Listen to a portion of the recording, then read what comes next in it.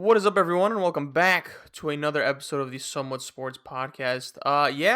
My name is Chris. I wasn't here last week, but doesn't really matter because the two titans of the sports media industry were here to fill in, and they did a spectacular job, as expected. Jurg and Dame, how are we today, you handsome gentlemen? I'm very good, but I object. You are a critical part of this team. Our fearless leader is back. Everything is right in the world once again, and it'll be another outstanding episode this week on the Somewhat Sports Podcast. Too much praise. Too much praise. Dame. Yeah, I was fine without you, to be honest. I don't really care. But I guess I'm okay today. We'll see how you act. That'll depend. But Well, let's get this I think going. I'm gonna act decent because week one of football is now in the books. We're heading into week two, and I think just the vibes they're good right now because football has finally started. I think we had a solid week one in terms of quality of games. Um, some pretty surprising results. But also, I think just in general, people are just happy that football's starting. It's just finally, we're kind of getting sports back and just football. There's always an excitement in the air when NFL begins. So, yeah, I mean, look, fantasy leagues get ruined here, friendships get ruined, trade packages get ruined. But you know what doesn't get ruined? Our love for NFL and, the need to establish content, which is what we're going to do here. So, this is basically going to be an NFL dominated episode this week. We're going to discuss some games. We're going to discuss some surprises, some disappointments, some positives. And to cap it off, we're going to discuss certain expectations for week two in regards to certain teams and which teams need to bounce back, which teams are headed for a rough schedule, and all that. So, yeah, teams we're worried about essentially because we're concerned. So, guys, week one has come and gone. So, how about we start off with the opening game of the season, the Thursday night game? The Dallas Cowboys and the Tampa Bay Buccaneers. The Cowboys lose this game to the Tampa Bay Buccaneers 29-31. Gentlemen, I think I could speak for all of us. This was a spectacular game to watch as a fan, but Tampa Bay gets the W here. I'm going to start off with Jurg. Let's start off hot right now. So, what do we think? I think this was a result that a lot of people expected. I don't think a lot of people had hope for the Cowboys to win this game. Going in, but I do think they superseded expectations. Look, Greg Zerline missed I think a few field goal kicks, right? And I think Yeah. you make one of them, and I think you get the W here. But who knows? I mean, that or the trajectory of the game drastically changes. So let me start off real quick, and then you Titans could take over. I liked what I saw from the Cowboys. Tampa Bay, the defense was a little sus, in my opinion, because that's what won them the Super Bowl last year. But Tampa Bay, they did what they did. Their receivers did what they did.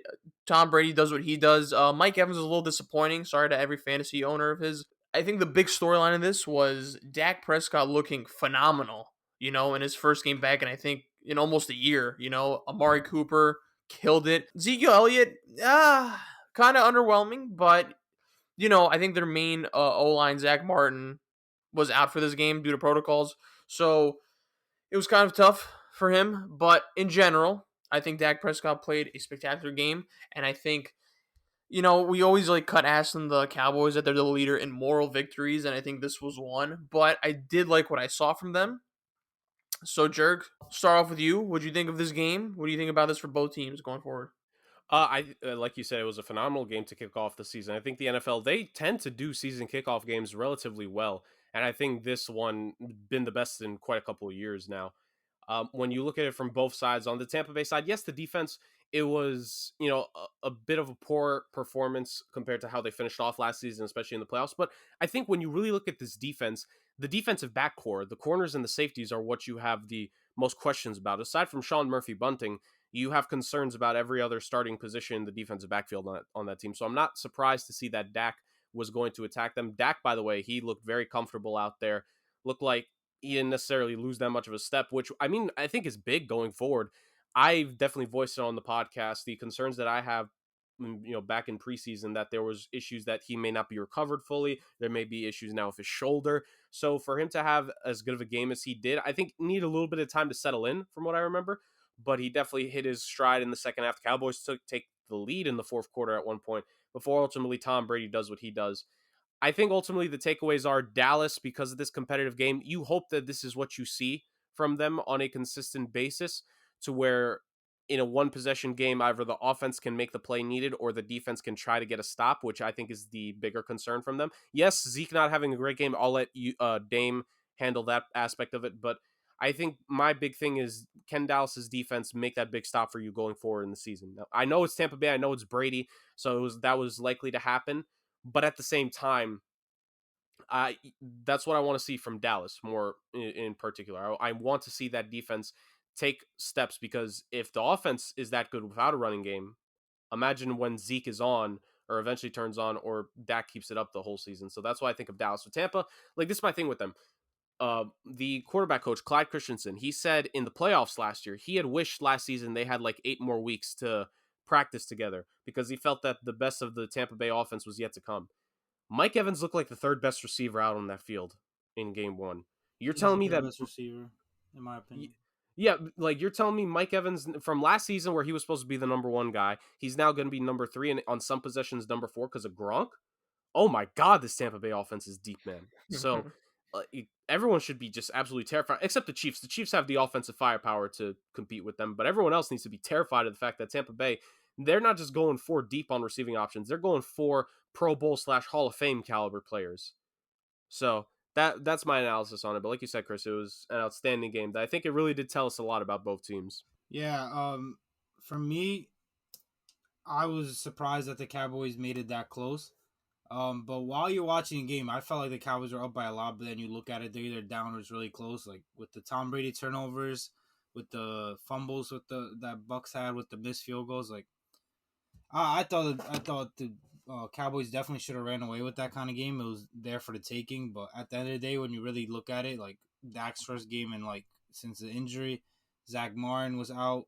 The running game wasn't working. Like when you take everything into perspective, like I guess you could say it's a moral victory for the Cowboys. But at the end of the day, like the game was there for the taking for them. They just didn't get it done.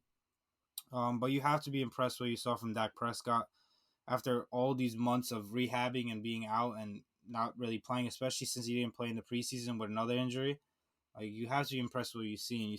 And I know fantasy owners are happy. I know I was happy. I'm a current Dak owner in one of my leagues, but there's a lot of offense in this game. It was a very exciting game, like you guys mentioned. The NFL did great with making this the opening day game. Um, do I, for both teams going forward, I think the Bucks are definitely a championship contender, maybe even the team to beat next to the Chiefs. As for the Cowboys, I think they're the clear-cut favorite in the NFC East. I really like what I saw from them, like I said. They just have to clean a few things up. I know Zach Martin's back this week, so that will really help them. They do have to get the running game going. Like Jurg mentioned, Zeke did not look good. I was more excited to see Tony Pollard when he got the ball. He seemed more explosive. He seemed a lot more productive with his touches than Zeke was. So that might be something to look at going forward. But all in all, I have nothing bad to say about the game overall. It was a great game, great job by NFL, and I'm excited to see these teams moving forward this season. Yeah, I agree, guys. I think it was definitely an exciting game that didn't have a lot of defense, actually. They were just both, kind of going back and forth. All right, so we'll move on to some appetizers here before we find a game that we all like. Jaguars losing to the Texans. Man, I did not. I mean, we all had the Jaguars in our Week 1 predictions, and they get bounced by the Texans. Trevor Lawrence, 3 touchdowns, but also 3 picks. We're not gonna spend too much time on this, but what do we think about Trevor Lawrence's debut, Dame? God, it was awful. The picks, well, I don't think he was put in a position to succeed, though. Like, I don't think it was Mhm. great, but I think a lot of it falls on Urban Meyer. I don't know. I don't know the exact stat, but I know for like the first 20 plays or something, they're all passes. Like they didn't run the ball at all. Like James Robinson, although I don't think he's one of the lead backs, he was a very productive back last year with a worse quarterback and a worse offense. So what's to say that he wouldn't be the same running back or even more productive this year with a better offense and a better QB? So I think by putting Trevor Lawrence in a position where he has to just throw to begin the game and not give him a running game to go off play action or really take the pressure off him, I think Urban Meyer really screwed up in that part of the game because every QB in general, but especially young QBs need a running game. You see the Jets are trying to do that with Zach Wilson, although it wasn't working, but you still got to try. because eventually it will. Eventually it'll keep defenses off balance. But when you're throwing the ball 20 times in a row to start the game, like you're just putting your QB in a position to not be successful and have turnovers like Trevor Lawrence did. But overall, I thought it was embarrassing for the Jags to get demolished like that by who I think is the worst team in the league in the Texans. I have nothing good to say about the Texans though. Like they still suck, but the Jaguars just had a worse game. Hey, shout out Tyrod Taylor though, man. Jurg, what do you have to say about Trevor Lawrence's debut? Yeah, Tyrod Taylor's the only good thing about the Houston Texans, just because he's a stand-up guy that you feel so bad for. Because like the last 2 or 3 stops he's been at, like they always replace him. It's wild to me. 3 when I think about it in my head. 51 pass attempts. Dear God, like I know Urban Meyer doesn't like listening to anyone, but can someone show him tape of when the Bengals just tried to make Joe Burrow do literally everything in the world, and Joe Burrow had like it was either back-to-back games with 50 pass attempts each, or like he almost had the back-to-back games of 50 pass attempts each. And then, of course, as we saw it at the end of the day, now, granted, technically speaking, in the stats, Trevor Lawrence only got sacked 1 time, but still, the 3 interceptions is not great. Like, this is what I was expecting. Urban Meyer is not an NFL coach. He doesn't know how to run an NFL team. You're already hearing reports. I'll admit some may be exaggerated, but he doesn't know how to run a professional locker room. And this whole first season is going to be a growth. Like we talk about the Trevor Lawrence growing process, it's the Urban Meyer growing process of learning how to run a professional sports team. This ain't college anymore. You can't run this like a collegiate sports team. These aren't kids you could yell at. These are grown men. Now, granted, because of the salary Urban Meyer makes, he probably makes more than most of them, which isn't usually the case. But at the end of the day, he needs to know how to communicate to this team. So it was a poor game planning, like Dame said. The fact Robinson only got 5 carries, that's ridiculous. Like it needs to be in the teens for his carries, and as well as a couple of pass catching plays for him. Like he needs to be a 15 to 20 touch kind of running back for this offense in particular. Laviska Shenault had a relatively solid game. Chark had the one big touchdown catch and of the 41-yarder Marvin Jones. Like there were some moments. And yes, Trevor Lawrence did have the 3 touchdowns, but it all is taken away by the fact that you lost to Houston. Like Dame said, like we wanted to see 0-17 in this season, dang it, from Houston, and we didn't get that. So screw you, Urban Meyer, for taking that away from us. But no, it's a whole growth process that Jacksonville has to go through, and growing pains. That doesn't even do justice to what it's going to be like for them in 2021. Yeah, not much to say about that game other than the fact that the Jags botched it. But yeah, we'll see going forward about Urban Meyer. The Chargers beat the Washington football team 20-16. Shout out to my dark horse team, the Chargers. Happy for them. Solid win against Washington. Ryan Fitzpatrick is out going forward in the next 8 weeks, I believe, for a hip injury. So huge blow to them. Seahawks versus the Colts. Seahawks win this game 28-16. They actually Seahawks dominated this game, and I kind of expected a closer game because I had high hopes for the Colts. But do you guys want to talk about this game a little bit? Jurg, what do you think about this game in particular? Were you disappointed by the Colts, and were you surprised that the Seahawks kind of had them by the throat? Yes and no, because while we expect on paper Indianapolis to be very competitive, you got to remember that both Quentin Nelson and Carson Wentz missed essentially the entirety of the preseason because of their injuries. Like, let's be real here.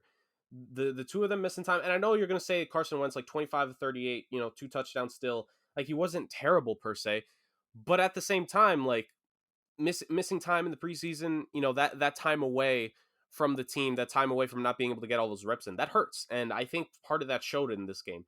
Now, at the end of the day, the offense, they could only do so much in terms of helping the defense in the battle against that Seahawks team, because Russell Wilson, he was just like, it doesn't matter how few times the defense would have been out there. It looked like Russell Wilson was not going to miss. 18 of 23, 4 touchdowns there. Lockett with 2 touchdowns, including an amazing end zone catch as well. It's just on both sides. You could say that there were some failures there. I think the biggest thing offensively for the Colts is that they need to get more people, not necessarily more people involved, but more receivers need to step up. Taylor led them in both rushing yards and receiving yards. Now, while rushing yards I can expect from him, he's not supposed to be the receiving yards back. In fact, both of their top leading receivers in catches and yards were their running backs, Jonathan Taylor and Nyheim Hines. That cannot happen. This receiving core that we all had questions about prior to the year, they need to step up in a big way. Pittman Jr., Paris Campbell, they need to do a lot better. Even Pascal with the 2 touchdowns, 4 for 43. Like, yes, he was a fine weapon for them with the touchdown catches, but still, there needs to be consistency from this team on both ends. And I just think the defense, because the offense couldn't get in a rhythm, I think that held them back in this one. Because that Colts defense, it's legit. Trust me. Like, we're gonna see in future games here, like that defense can help them win some games. It just not this one, not against that version of Russell Wilson we saw. Yeah, I think a lot of it had to go what you mentioned is the fact that Quinn Nelson and Carson Wentz have been out for so long, and it's Carson Wentz is obviously first year with the Colts, so he needs as much time as possible to get integrated into that system and those players. So I think that really hurt that he was out for the majority of the offseason. So I do think they'll get better, but I think that's what really played a big part in this game being kind of a blowout. Um, he looked as good as he possibly could, in my opinion, based off the limited time he did have with this team. So I think it's just up from there for the Colts. As for the Seahawks, I, I see this every year with them in the first half. How they look so good, they're so great. Everyone's saying Russell Wilson MVP, Seahawks Super Bowl, and then second half of the year to collapse. So nothing different on the Seahawks end. Will talk to me at the end of the year, second half of the season when they're collapsing again. All right. Okay. Let's calm down the Seahawks slander, guys. It's my second favorite team. All Nah, right. we have their draft pick. Let's fuck the Seahawks. All right. Move on to this one. I think this we'll touch on it. We'll touch on it a little bit just because me and Dame are fans. The Jets lose to the Panthers. Jets did not look good. The O line was very suspect, and Mekhi Becton is now out for 6 weeks, 6 to 8 weeks, I think, with a knee injury. I think he has to go through minor knee surgery. He dislocated it, but it was also an MCL sprain. So huge hit for a relatively weak O line in general. But in terms of this game, man, the Jets running game was so awful. Corey Davis looked great. Elijah Moore looked like a rookie a little bit. I know it's his first game, so I'm gonna excuse him a bit. But I will say this: I feel like the reason why this was even remotely competitive towards the end, in particular, is because Zach Wilson. Zach Wilson looked great in my opinion. Really good to great, especially for the standards the Jets have. But I think he picked it up, especially in the second half, and he looked like a true leader.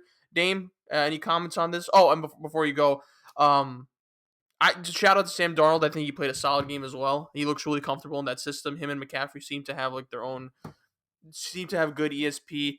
And him and Robbie Anderson already have that chemistry, but also I also see the chemistry with DJ Moore. So Sam Darnold already looks comfortable in this team, and it looks like a perfect situation for him to thrive in. So I really like where Sam Darnold is. He looked solid and he looked comfortable in that game. So Dame, go ahead, buddy. Yeah, big shout out to Sam Darnold. I said he was going to be good, and he was good. He went out there and won the game against his former team. I think he looked great. I don't think he had a turnover, but he was all making all the right reads. He was getting the ball to his playmaker, something he didn't have on the Jets. His protection was solid, and he was getting the ball out in time. I know he had a running 2-point conversion. He had a touchdown to Robbie Anderson, like you mentioned. And most important part is that he wasn't forcing things. He was just getting the ball to his playmakers. I know McCaffrey had like 10 catches. He was getting the ball to DJ Moore, the big one to Robbie Anderson. Like, all in all, I thought it was a great game by Sam Darnold.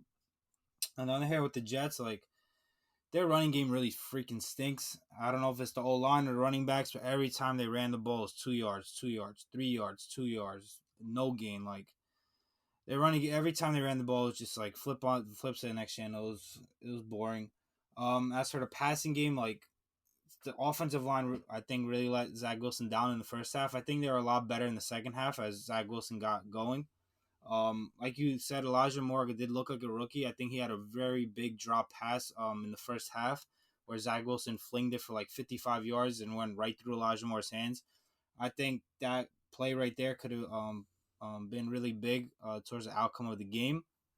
Like you said, Corey Davis looked good. I think Zach Wilson looked as good as he possibly could under circumstances and the expectations. But that was a game that overall, if I didn't have any interest in Sam Darnold or the Jets, I thought would have been the most boring game of the week. But the fact that I like Sam Darnold a lot, I'm a Jets fan, to me it was pretty interesting. I think for both organizations, there was some good to see at the quarterbacks. I think from Darnold, you saw him look pretty comfortable in that Panthers offense, getting well acquainted early on with his top two weapons with McCaffrey and Moore, and the nice hookup with Robbie Anderson. And that Panthers defense, like we talk about how the offense is going to look, the Panthers defense is what Matt Rule is really focused on since he came in. Remember, his first draft, they used all their draft picks on defensive players.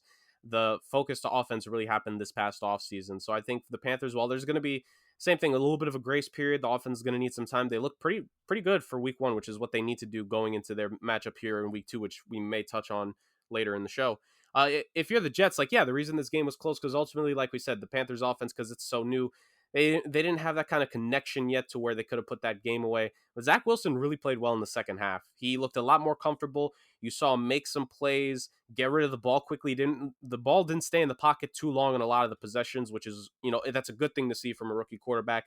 He showed with his arm he has the potential to make a couple of these big time plays, which I think for the Jets, with all the resets and all the tries they've had at quarterback, I think Zach Wilson legitimately does have a chance to be the most talented, especially with his arm. So I think if you're both organizations, you could say, like, we may have our quarterback now. We may have it, and that's what you need in the NFL. And I think for the Jets, it's been a long time coming. Like, again, it's game one. I don't want to overreact in any way, but Zach Wilson showed a lot of good in that first game, and that's something you need to take with and build from there. Okay, we move on over to the Bengals beating the Vikings 27-24. Joe Burrow's first game back. I think he looked solid for all things considered. This is one of those games where we didn't have the highest expectations, so we won't spend too much time on it. And then we move on over to a surprise, not really a surprise, because I think the Cardinals are a very good team, but I'm very surprised at how lopsided this game was, and I'm gonna let you guys take over. The Cardinals beat the Cardinals beat the Tennessee Titans 38-13. Kyler Murray looked phenomenal. Man, his pocket presence is immaculate, man. He keeps improving season per season. Chandler Jones had like 5 sacks. Hopkins always does his thing as well. Yeah, Cardinals look scary dangerous, and I think this is just, a testament to how good the NFC West is, and we've talked about that before in previous episodes. But Jurg, let me start off with you. Talk to me. What happened with the Titans? Because the Titans are a team that I think we all had high expectations for. Not the team we have the most, pride because of their track record of ruining things. But Yeah. yeah, it's just not a team that we genuinely like. But 38-13 is pretty insane, considering that all three of us had them as an AFC title contender.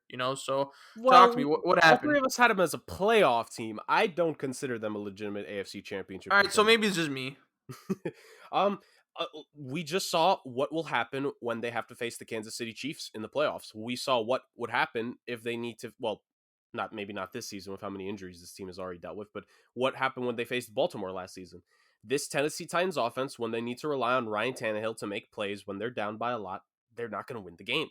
Look at the very first 4 possessions of this game. It went Tennessee Titans punt, Cardinals field goal, Titans fumble, Cardinals touchdowns. A couple things happen, and then Cardinals touchdown, Titans touchdown, Cardinals touchdown, Titans miss field goal. Like, and yes, ultimately they make it at one point 24-13, but then the Cardinals just rattle it off. And when it gets to the point in the game where Ryan Tannehill needs to be the guy, he's just not that kind of quarterback. He really isn't. So I'm not surprised from that perspective. And ultimately, it was about shutting down Derrick Henry, which you got to give the Cardinals defense a lot of credit. Aside from the amazing pass rush of Chandler Jones making Ryan Tannehill's life a living hell, they stopped Derrick Henry. And you can't really say that a lot, because you could say that, everyone will say, stack the box against Derrick Henry. He ran for 2,000 yards last season. Like, a lot of teams try to stack the box against the Titans, and they don't always end up working. It doesn't always end up working out. It worked for the Cardinals. And at the end of the day, Derrick Henry only 17 rushes. Like, that's relatively low for that team's standards.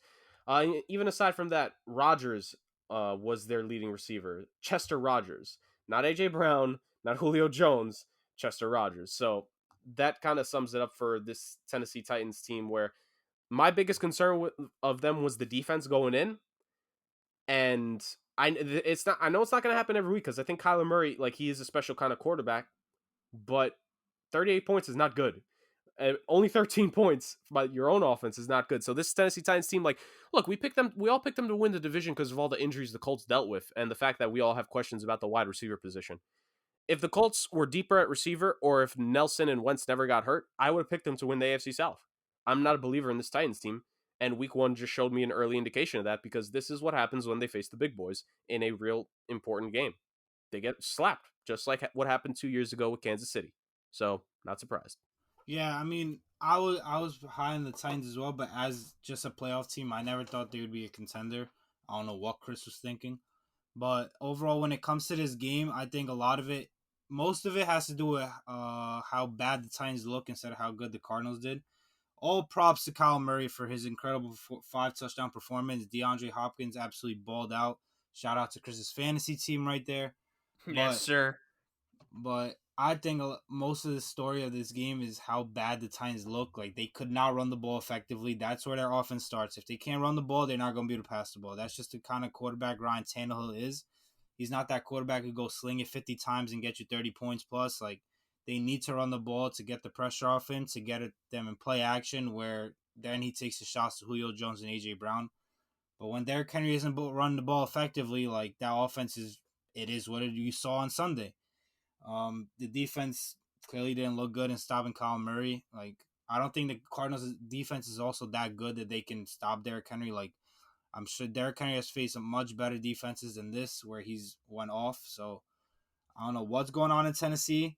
Maybe they turn around, maybe they don't. But I'm definitely, if I was a Titans fan or a Titans supporter, I'd definitely be worried going into week 2 and beyond after that week 1 performance. Yeah, and to anyone who has Derrick Henry in fantasy, I feel your pain because man, did he shit the bed. So we move on over to the Niners versus the Lions, where the Niners beat the Lions, 41-33. The Niners kind of had this game in the bag, like it was kind of a blowout until the end, where the Lions kind of made it a fun and interesting game. But I think everyone knew what the end result was going to be. Um, I don't expect this to be a thing going forward. But their Mostert is out for the season, I believe, right? Yeah, he got a season-ending injury. Yeah, season-ending knee injury, so they take a big blow there. But in terms of focusing on this game, I think the Niners did their thing. It's just they kind of they let their foot off the gas for a bit towards the end, and they gave the Lions a little bit of life. But I'm not putting too much stock into that. I'm pretty sure you guys aren't either. And then we move on over to a surprise result. Steelers beat the Buffalo Bills 23-16. Dame, let me start off with you. What the hell happened to the Bills? And what the hell happened to Josh Allen, especially against a team that we didn't have the highest expectations for, So talk to me. What happened? Let me say this. I'm not a big believer in the Bills or Josh Allen going to this season. I know a lot of people have him as an MVP. I don't. I think he's gonna regress from last season.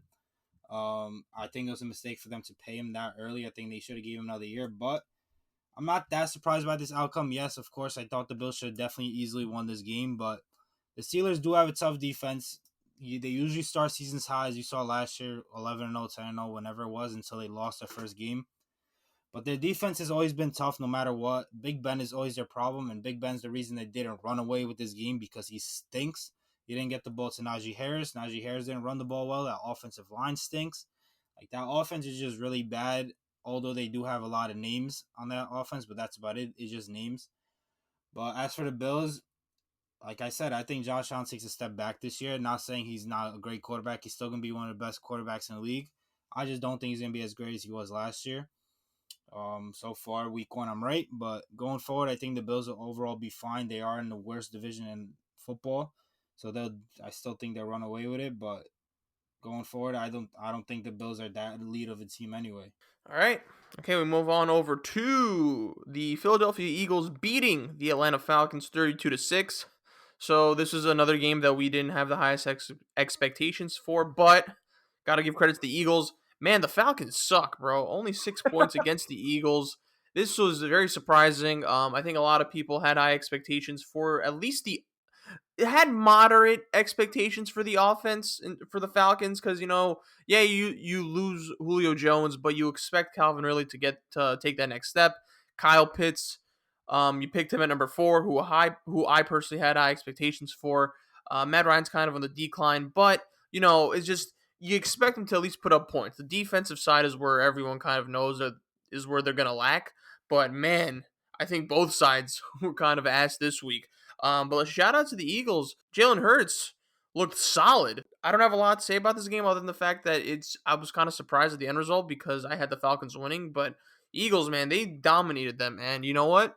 I really like the fact that Jalen Hurts is thriving. I know it's week 1, but hey, man, it's just like this is his first chance. I think a lot of people were writing him off before the season, and that's fine. But I think now that he actually could showcase what he's made of, he hit a home run in his first game. So, I mean, let's keep it brief. But, Jurg, what do you think about this game? The Falcons are a poverty organization. I don't feel So like bad. picking in their favor for the rest of the season. I really don't feel like it.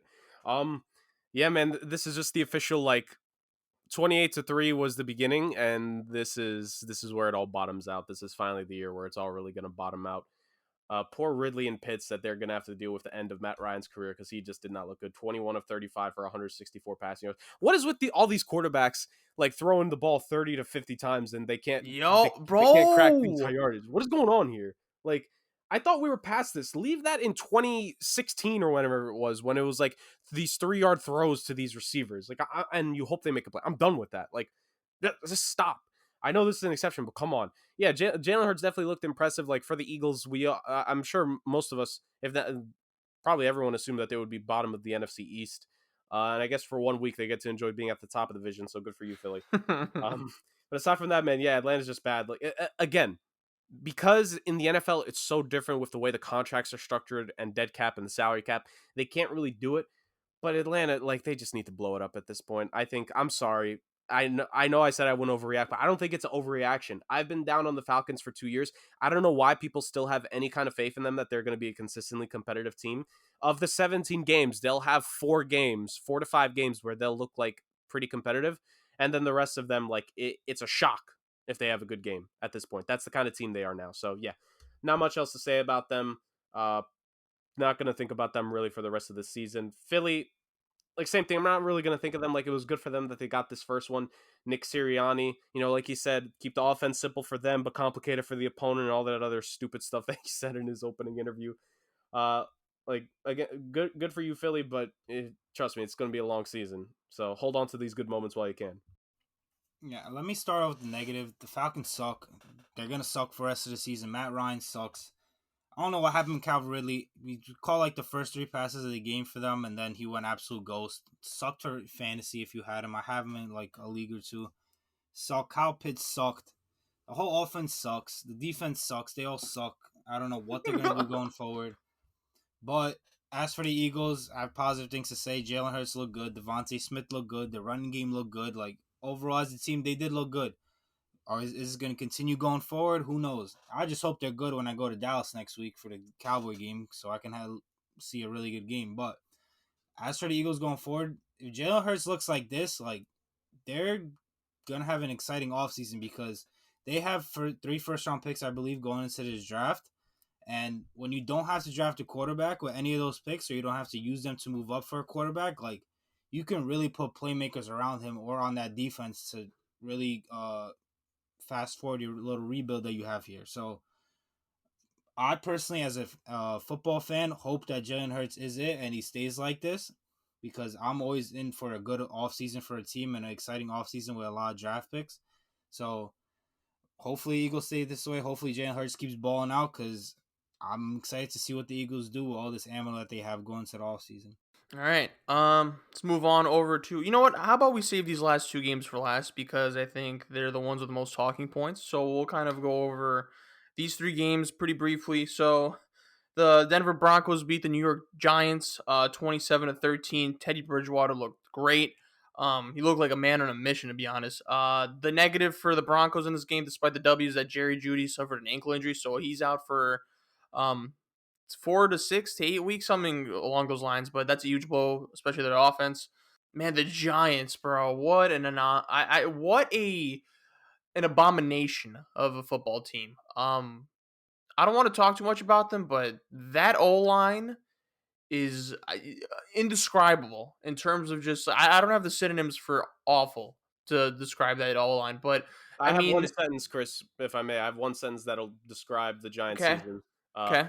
With the first pick in the 2022 NFL draft, the New York Giants select quarterback out of insert name of university here. Oh, okay. I was going to say a little spoiler. Yeah, let's just move on from it. Daniel Jones, I don't care if people don't want to put all the blame on him. He's just not good. He A better stinks. quarterback would have won that game.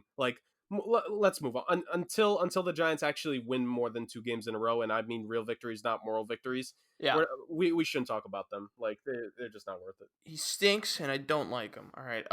Okay. Move on over to the Dolphins versus the New England Patriots. The Dolphins win this game by 1 point, 70-16. Mac Jones in his debut Solid game, but I mean, I think all of us had high expectations for the Dolphins. Dolphins, they did what they did. They're in first place now for week one because of that Bills loss, so they start off the season on a positive note. The Rams beat the Chicago Bears a 34-14. Matthew Stafford's debut. Stafford looked awesome. The Rams offense looked awesome, especially against the defense like the Chicago Bears. And look, we all have high expectations for the Rams. I know I do. But the only talking point I want to have on this one is the Bears need to just officially name Justin Fields as their quarterback. Like, they're doing this kind of on and off thing where they're kind of giving Andy Dalton and Justin Fields kind of dual roles where like they kind of switch them in and out. But I think Dalton obviously gets more playing time. But Fields went in there and I think he scored a touchdown, I believe. Yeah, he had a rushing Yeah, TD. there you go. And it's kind of embarrassing at this point. And I know the fans are kind of frustrated. And that kind of sucks for Dalton because like they're waiting to get rid of you essentially. Yeah. But Fuck him. If he sucks, he sucks. Like, This is why coaching matters because they're doing. Jurg, your favorite coach, Matt Nagy. Oh my God. So That you want to you comment on that? Go ahead. Bro, they're doing to Justin Fields what the Eagles were doing with Jalen Hurts last year, where they're only going to put him in for a couple trick plays here. He's not going to get any real-time run of the offense, and they're going back to the difference is Andy Dalton is not anywhere near what Carson Wentz was last season and never has been, and Justin Fields is better than Jalen Hurts. Like, I don't understand what the heck is going. Like, bro, I swear to God, I don't understand why there's just something wrong with NFL teams, man, where they just don't fire coaches when they should be fired. If I was the Bears general manager, Matt Nagy's card to enter the team facility would have stopped working after that game. Like, bro, it's absolutely ridiculous. It really is at this point. And a lot of people thought the Bears were a playoff caliber team going into the season. After that 1 week, like, no. By the way, SoFi Stadium debut, and same with the Vegas Stadium that we're going to talk about in a moment. Beautiful stadiums. But, like, it's just so bad. It's like incompetence is just running roughshod in the league. Like, God. Yeah, I don't know. Look, I mean, Bears could lose all they want. They're losing Allen Robinson to the Jets next offseason. But Chris, you could coach them better. Chris, you could coach that team better. I probably can. Dame, did you want to say something? No, I have nothing good to say about the Bears, and just a lot to say. A lot good things to say about the Rams. Their offense looks yeah. Go ahead. Explosive. Like, their offense looks really, really good. The running game, the passing game, play action, the defense, all of it looks really good. Like, I think Matthew Stafford and this team they're going to go really far this season after what I saw in Game 1, because the Bears defense is good. Like, they didn't play some Houston Texans or Jaguars defense. Like, the Bears defense is pretty solid, and they made them look really bad. Yeah. I think the Rams might have the best shot against the Bucs. Yep. Ask me that in a few weeks, actually. Baltimore Ravens lose to the Las Vegas Raiders 33-27. Before we get on to the nitty grits, Jurg already touched upon this. Stadium looks beautiful. I think this is their first game with a packed house because obviously the pandemic. Fans were not allowed last season, so they couldn't bask in that energy of a newly built stadium, but man, was it gorgeous. Now, to the actual game. I think one of the best and wildest endings I've seen to an NFL game in a while. This was, a lot of anarchy, chaos, whatever you want to call it. So I believe the Ravens were in control the first half. I would argue the first 3 quarters or 2.5 quarters actually. But then the Raiders, kind of came back. They were already kind of like, they weren't getting blown out, so there was room for them to kind of be in the game. So Derek Carr had, I think, the worst game I have seen in modern era, where like the first half, I mean, me and Damien were watching this game together at a friend's house. He was throwing some horrific passes, like traumatic inducing passes. And then towards the end, he just picked it up and was just making these crazy ass throws. So yeah, I mean, this game went to overtime. I believe the Ravens O-line really let Lamar down, in my opinion. So I'll get this out of the way. Yeah, the O-line really let Lamar down. I mean, shout out to the Raiders. Like, they made some plays, Max Crosby literally ate Lamar Jackson up for like 4 plays, man. Like, he was killing him. So the defense kind of showed up towards the end there. But again, Derek Carr made some phenomenal passes out there. Josh Jacobs, Darren Waller, they did their thing as well. So shout out to the Raiders for itching this. It would have been a brutal loss considering how close they were to winning it towards the end, and then the false start, and they had to go back 5 yards, and then the interception occurred. But then, of course, Ravens fumbled that. Raiders won an OT. So, Dame, talk to me. How brutal of a loss was this for the Ravens, considering that they face the Chiefs the next game? We'll talk about that later, and talk about how much of an important win this was for the Raiders, because it's a team that we don't have high expectations for. But I mean, they're kind of a mid-tier team, so a win like this over a good but depleted Ravens team, got to boost your confidence somehow, right? Yeah, like I don't. Let me start with the negative. I don't think Lamar Jackson looked good at all, and honestly, I don't think he's looked good as a passer in a while, if not ever. Like I've always said, like I think he's a great QB based off his running ability, but when it comes to the passing, I don't think he's good at all. I saw a stat the other day. It was like Jalen Hurts is like more 300-yard passing games than Lamar Jackson, and the only one Lamar Jackson has is like the week 1 against the Dolphins last year or 2 years ago. Hold on. Sorry. But yeah, Lamar Jackson didn't look good as a passer. He missed so many throws. Like all the plays that he made were like moving out of the pocket and running the ball and making throws on the run. But when it comes to throwing from the pocket, like it was really rough to watch. And I don't know how good this Ravens team is going to be if Lamar Jackson can't throw from the pocket. Like you need to throw from the pocket to be successful in the NFL. Like being a running quarterback is great and all, and it adds another dimension to your offense. But it all begins from throwing from the pocket. If you can't throw from the pocket, doesn't matter what you can do outside the pocket. Doesn't matter how much you can run. Like defense are going to be able to stop you. As for the Raiders, I think it's an amazing win for the Raiders. Like they should have had it. They shouldn't even give the ball back to the Ravens in overtime. I know they had a touchdown. They thought they had a touchdown to seal the game, but they didn't. And then the interception and all that. But they definitely should have sealed the game a lot earlier. But overall, I thought it was a very impressive win for them. Their defense looked solid. It didn't look great. I thought most of their defense was basically like the Ravens' mistakes and not being able to do anything. But the defense did what they were supposed to do. Derek Carr, after abysmal first half, in my opinion, after seeing the throws she was making, he really picked it up in the second half and became a winning quarterback, made winning throws, winning plays. The running game was what it was. It wasn't great, but got the job done. Darren Waller's an absolute stud. Second best tight end in the league behind Kelsey. Let's get that out the way. Well, all in all, great win for the Raiders and tough loss, and especially really rough for Lamar Jackson, especially since he needs a new contract really soon. Complicated game, to say the least, when all things considered. In regards to the Raiders, just really quick, I like the description you give of that Derek Carr game.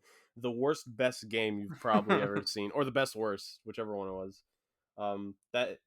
Either or, I think, is apropos, because he now, after the first week, leads the league in passing yards because he had the most in the game.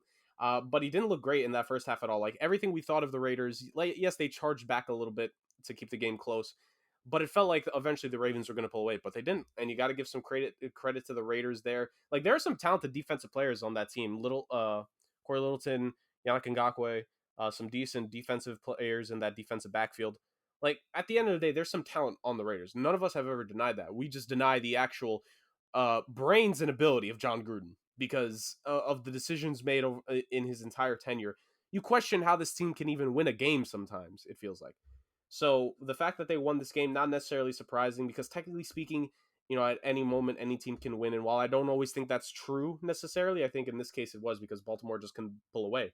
I think with the Raiders, I'll admit I was very critical of them in the offseason. And I think we're right to be, but at the same time, I don't think they're one of those teams where it's like they're bottom 5 team in the league. I don't think they were ever that.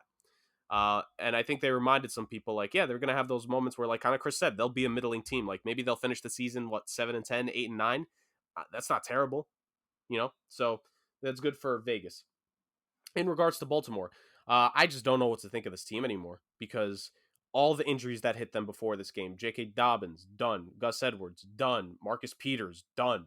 That's 3 critical pieces on both sides of the ball. No Rashad Bateman. You lost. No Rashad Bateman for the first however many weeks of the season.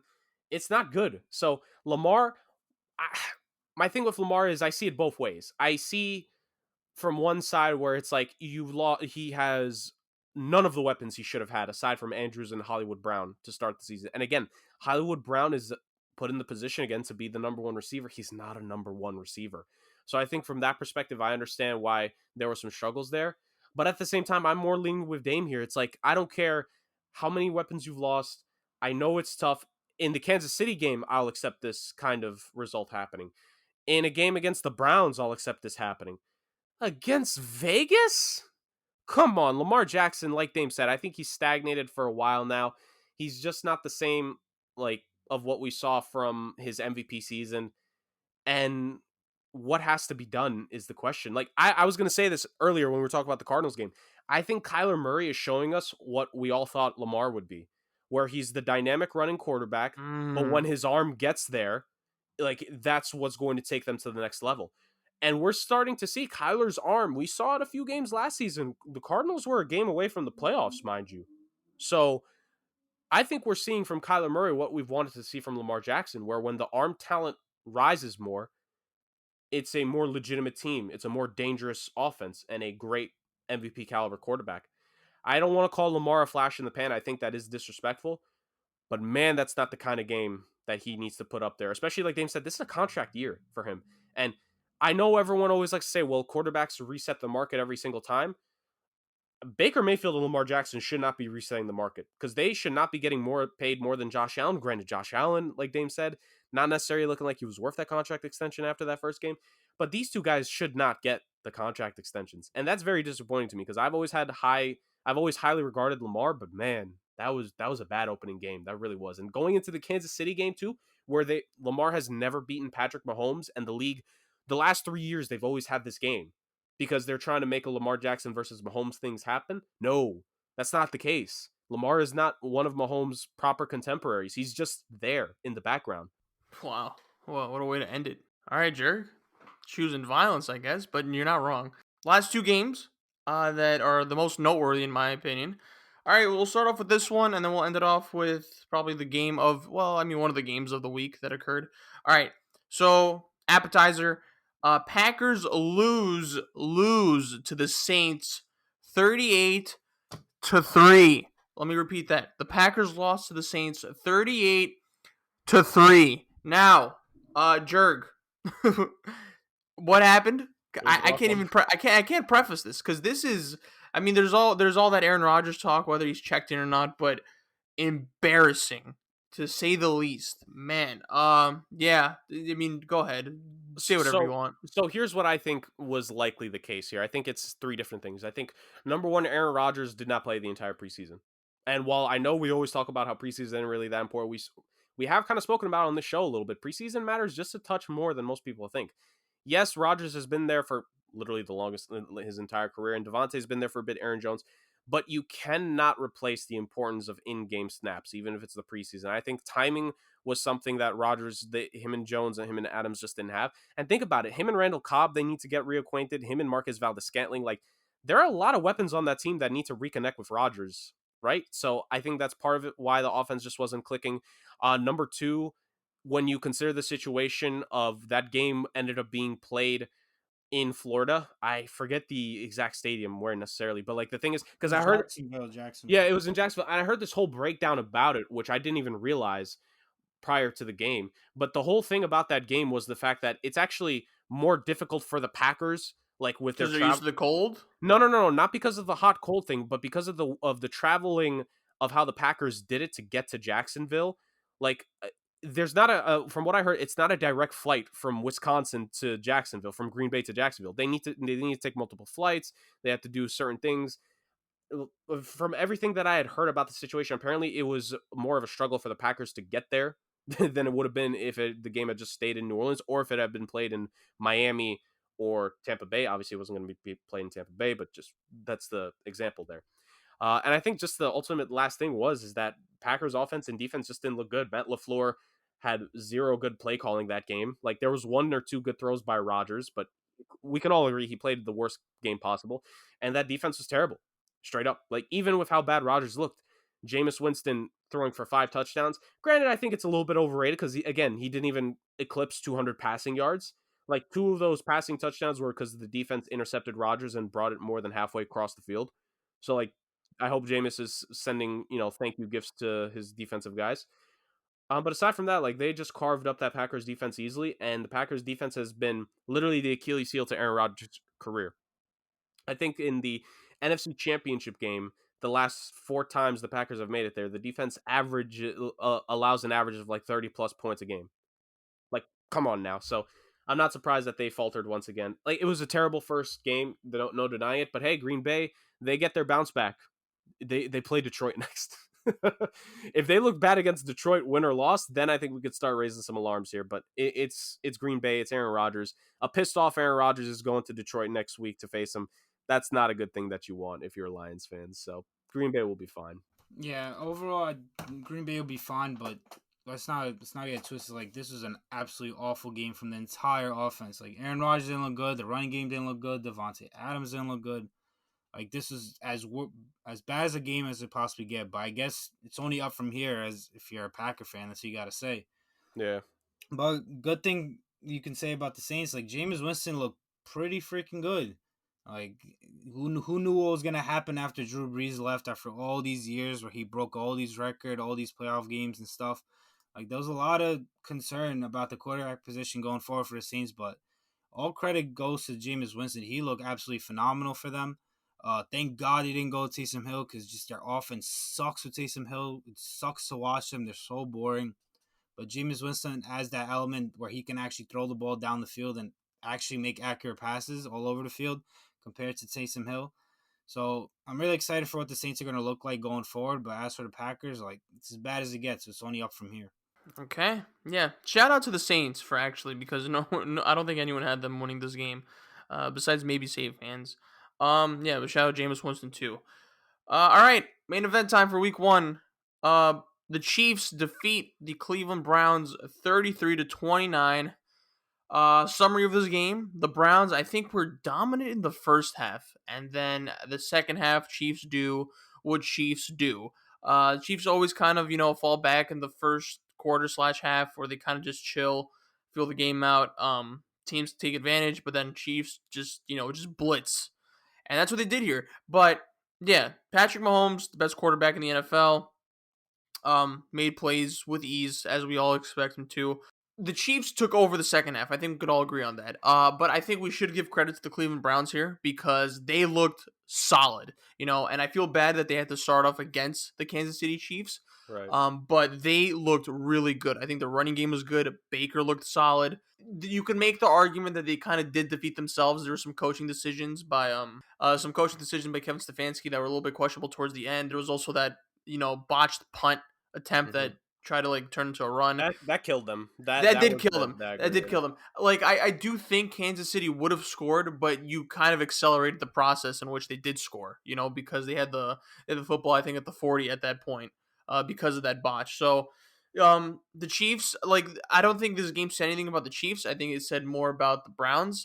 They'll learn from it. Like, look, there's no shame in losing to the Chiefs. You made this a game. You showed that you're legitimate competition in the AFC. You showed that you could possibly compete with them. And, mind you, OBJ is still not back yet. Now, whether or not that's a bad thing, because I don't necessarily have faith in that chemistry between him and Baker, because there's some rumors of the past that they haven't been able to find the camaraderie. But it's definitely an added weapon that they could use going forward. So if I'm the Browns, I'm looking at this as a positive. But other than that, it was a solid game, especially towards the second half. Yeah, and this could be a sign of an AFC Finals, AFC Championship rematch possibly. So, Dame, what do we think about this game? Thoughts, concerns, criticisms? I thought extremely surprising how flat the Chiefs came out. Like, it wasn't only their offense; like, their defense was getting absolutely ran over by the Browns from the passing game and the running game.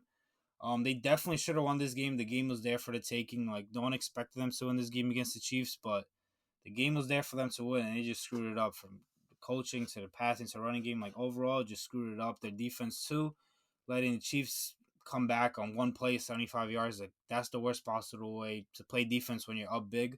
Uh, Big plays in a short amount of time, but you gotta like what you saw from the Browns. They're definitely a contender in the AFC. The Chiefs are the Chiefs. Like, this is what you expect from them. Even when they're down, they're not really down. When they're losing, you kind of feel like they're winning or they're right there. But I definitely do expect these teams to meet in the playoffs at some point, whether it's in the AFC Championship or before. I think it's going to be a hell of a game too going forward. Yeah, the last two times these teams have faced the Cleveland Browns have played the Chiefs to one possession games. They have the formula. They have a great pass rush led by Myles Garrett. They have the running game of mainly Nick Chubb just being that workhorse, and Kareem Hunt has the ability to be dynamic, former Chief too. Uh, it's all about if Baker can take that next step as a quarterback and can actually match Mahomes on not every throw, but a couple throws here and there, mainly just in the fourth quarter. That's a big thing. But at the end of the day, like this is why the Kansas City Chiefs are the new standard right now, and they're going to be the standard in the NFL for the next 5 years because they're just so great. They have that on and off switch when they're all the way there, and Mahomes, like the most entertaining thing I would argue in sports is seeing Patrick Mahomes and Travis Kelce and Tyreek Hill come back when they're trailing in a game, like truthfully. So that was great. They had a great game. It was just at the end of the day, it was one or two mistakes that cost Cleveland the game, and I think similar thing to the playoff game, one or two plays cost them that game, and at the end of the day, that's just how it is sometimes. But Cleveland, like they're matching up with Kansas City really well, and I like Dame said, when these two teams face in the playoffs, like that has potential to be one of the best playoff games we've seen in the last couple of years because I think Cleveland can compete with Kansas City. I really do. It's just all about finding that consistency throughout the season to when you face them again in January, like it'll be the game we all expect. But right now the Chiefs are the standard, but Cleveland, like even though you're starting a season 0-1 again, like have no fear. Don't worry. Like you're a good team this year. Even in a loss, we could say you're a good team. By the way, I think the fact is the Browns haven't won an opening game to a season since like I think 2004, 2005. Woof. NFL didn't do them any favors putting them against the Chiefs the first game.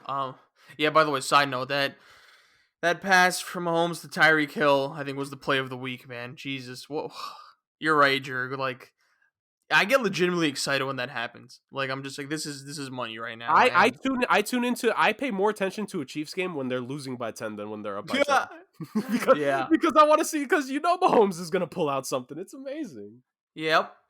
Yeah, so that's week 1. Now, I have picked out a number of games to look out for in week 2. We're recording Thursday, and in a few hours the Giants will be playing the Washington football team to kick off week 2. But this will be released Friday. So week 2 has a few games that are of importance compared to the others, and I have picked them out. They're 5 games, and we'll keep it brief. I mean, you guys could basically say what you want about them. Mm-hmm. I'll kind of start off in terms of like why I have them picked out as pretty important games because of the implications. So we'll start off with the Buffalo Bills at the Miami Dolphins. I think this is important for both teams because I think if the Dolphins win this, you beat the Buffalo Bills, who is like the main competition in your division. Mm-hmm. So that'll be huge. And then you start off the season 2-0. I think for the Bills, it's important because like you lost week 1 to the Pittsburgh Steelers. And I think if you start off the season 0-2, that looks really bad because again, people have you as an AFC title contender. Granted, there's some mixed, opinions here in this podcast in terms of like their ceiling, but again, they're still a top tier team with high expectations. And of course, this is a huge game for Josh Allen, who that week one result, that week 1 performance has a lot of people questioning, what he's really about. So that's one game. Let me say all of them, and then you guys can kind of like pinpoint which ones you guys want to talk about the most. Next game, we have the Los Angeles Rams versus the Indiana Colts. I think this is a huge game for the Rams because come on. The Bears are the Bears. I think this is the first legitimately good team. Granted, yes, I know Wentz and Nelson are coming off injuries, but I still think the Colts are a really good team. So this is their first test against a very good team and another team with a very good defense. So we'll see if Matt Stafford can continue the momentum. Let's see if, I expect the Rams to come out, victorious in this one. Spoiler alert, but it'll be a good test. And for the Colts, again, this is the same situation you have with like the Bills, where like you have like a high expectations, and if you start off the season 0-2, you're kind of on a setback. But the pro is that they're in kind of a weak division. I think the only team they have to worry about is the Titans, and which we segue to the third game of importance: the Titans at the Seahawks. Seahawks have to deal with the Colts and the Titans. Back to back. I think it's pretty simple for the NFC West teams. Whichever NFC West team loses first, you're in an uphill battle because all the they're all great teams, and I think because that division is a bloodbath, it's going to be very difficult for the first team to lose or the to kind of come back because every other team is good. It's pretty simple in that regard. So Seahawks need to carry the momentum. These are two decently tough teams that it would be a solid showing for them if they do beat them. And for the Titans, it's simple. High expectations for them. You have Julio Jones. I think a lot of questions will be risen if they do lose this, and especially how you have to respond well because of that abysmal performance to the Cardinals. So Derrick Henry needs to step up. Tannehill needs to step up. The defense needs to step up. Julio Jones needs to step up, especially after the comments the head coach made on him because he was making some boneheaded mistakes on his, to keep it PG, actually, in terms of what he said. So the Titans need, if the Titans and Colts start off 0-2, man, that division's going to end up being a movie towards the end, I feel like. So, yeah, we'll move on over to the Cowboys at the Chargers. I think the Cowboys benefit from being in the NFC least, but, I mean, the defense took a hit because I believe Lawrence is out for, Jurg, is he out for how many weeks? Like 2 months because of a broken foot, I believe? Yeah, he's gonna be out like around the same range, like I think 6 to 8 weeks. Yeah, and so the Cowboys defense was already suspect enough. So, I mean, when you take a hit like that against the Chargers, whose offense I'm pretty high on, the Chargers are a new and improved team. They're in a division with the Chiefs. I think this game's important to them because they're going to be fighting for a wild card spot regardless. Because when you're in a team with the best team in the NFL, it's going to be hard. So you could take all the wins you could get, especially against a depleted team like the Cowboys. So Chargers, it would be a statement game, I think, if they could beat the Cowboys here and they start off the season 2-0. And then of course the final game of Chris's tiers of importance, the Chiefs at the Ravens. I think the Chiefs, there's not really much for them for this game, other than the fact that Mahomes could just stay undefeated against Lamar Jackson. But the Ravens, man, again, I know this is a common theme throughout all the teams I've saying that need to win the games, but 0-2 start for the Ravens, I don't know, especially because they didn't look too great against the Raiders. What a horrible rebound game it is to go against the Chiefs. So high chance that they go 0-2, and I feel like it eats away at Lamar when he loses to Mahomes because it's such a storyline. So those are my games of importance, and I'll just run by them again, and then you guys could comment on them. Bills at Dolphins, Rams at Colts, Titans at Seahawks, Cowboys at Chargers, Chiefs at Ravens. Now, you guys could talk about whatever. Which game are you guys looking to the most that you're excited for? And, what does it mean for certain teams, a W or an L? So, Dame, let me start off with you since we started off with Jurg. A cop-out answer is the Chiefs and Ravens, so I'm going to stay away from that. So I'm going to go with the Bills and Dolphins. Reason being, obviously, is just it's for the division lead this early in the season, but saw Dolphins win the first game, and it's against the Patriots, so you really can't take much stock into that. But the Patriots are a well-coached team; they're a great defense, like still something to be proud of. But now you're going against the Bills, the team that won the division last year. Like this is your first true real test with Tua as the quarterback of this team. As for the Bills, it's a game to come back for. You're 0-1. You didn't look too good in week one. Now you're facing the Dolphins, a team that you're in the division that could possibly challenge you for the division. They're a great defense, young quarterback, so maybe you could take advantage of that. Where's the game? Is it Miami or Buffalo? Miami. Miami. So another challenge for the Bills. Like you're playing in Miami, away game, division game for the lead in the division this early in the season. Like it's a big game for both of these teams. So that's something I'm very excited to see how these teams really look against each other going forward. Just to quickly mention, the other game would be probably the Cowboys and the Chargers because the Chargers play really low-scoring games against Washington, and they did beat Washington after a starting quarterback went out. So, like, although it's an impressive win because their defense is so good, like, they still need to really prove themselves against a pretty good team, and that, to me, would be the Cowboys. As for the Cowboys, like, although you maybe got a quote-unquote a moral victory week one, like, you need to start racking up the wins for real, and this is a good start. This early in the season, the Chargers are a pretty decent team. They're not a great team like the Chiefs, where you kind of not expected to win, or like the Bucks. But this is a team you should definitely take care of and get your first win of the season. Yeah, so honestly, the two games Dame said were the two that I was most looking forward to. In regards to Buffalo, they need to make sure they don't fall down 0-2 and give that early edge to Miami, because then Miami going into that second matchup will have the season advantage over them, the head-to-head, and you don't want to give that up. So that's one big reason right there. And like you guys have alluded to, like Josh Allen, he needs to prove that last year wasn't just a one-time thing, a one-off. he needs to prove that he can be an MVP caliber quarterback consistently, and he needs to have that kind of game. With Dallas and LA, the same thing. Just Justin Herbert and that Chargers team, like, they won a game that last season they would have lost because Anthony Lynn isn't that great of a coach. So because of that, I think it's going to be interesting to see, like, how long can they be competitive in this division? Not so much against the Broncos and the Raiders. I do think the Chargers are the definitive second best team when healthy. But I want to see, like, how long can they compete with Kansas City in this division? How close can they stay with them? So I want to see if they could do that against this Dallas team, who they just lost to Marcus Lawrence for a good chunk of the season. That's their top pass rusher. And Zeke is, like, kind of like the last couple seasons, a slow start to the year. Like, Zeke usually has slow starts to the season. Justin Herbert, Dak Prescott, that's a gunslinging matchup if I've ever seen one, with both of them coming off of week one. Dak threw it 58 times. Herbert threw it 47 times. Let's see some more of that in this one. Kind of like Dame said, like, I think Chiefs Ravens this year is probably the weakest of the 3 times they faced in the regular season so far, because it's not the same Ravens team. I don't think Lamar has as much hype as he usually does. And yes, the Chiefs are still the Chiefs, but it's just their opponent. Like, this is not the same Ravens team from years prior. And then just to give credence to the last 2 games that Chris mentioned, like, I definitely agree. This is a big game for both the Rams and the Seahawks in regards to wanting to have the edge in the division as long as possible in terms of winning the division title. Like we said in our NFL season preview a couple weeks back, make sure you go check that out. Myself and Chris, we believe all 4 NFC West teams will make the playoffs. That meaning all 3 wild card spots belong to them. And while I still think that's the case, you definitely want to try to collect as many wins as you can. So I think for both the Rams and the Seahawks, it's big.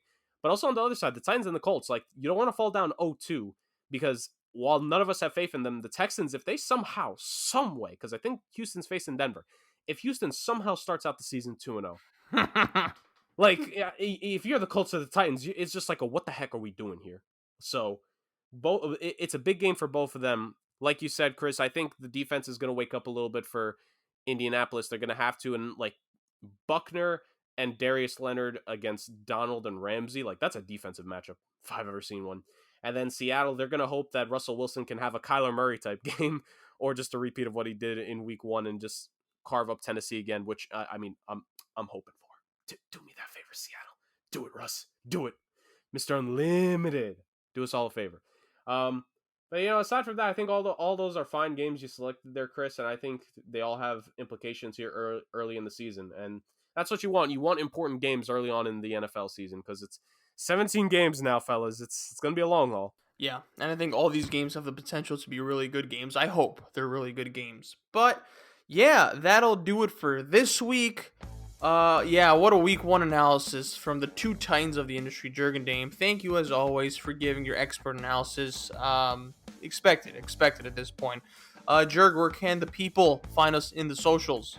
As you guys know, and we're going to continue to push SomeWhat.Sports on Instagram, and of course the Somewhat Sports YouTube channel on YouTube, where you of course are listening to us if you're hearing the sound of my voice.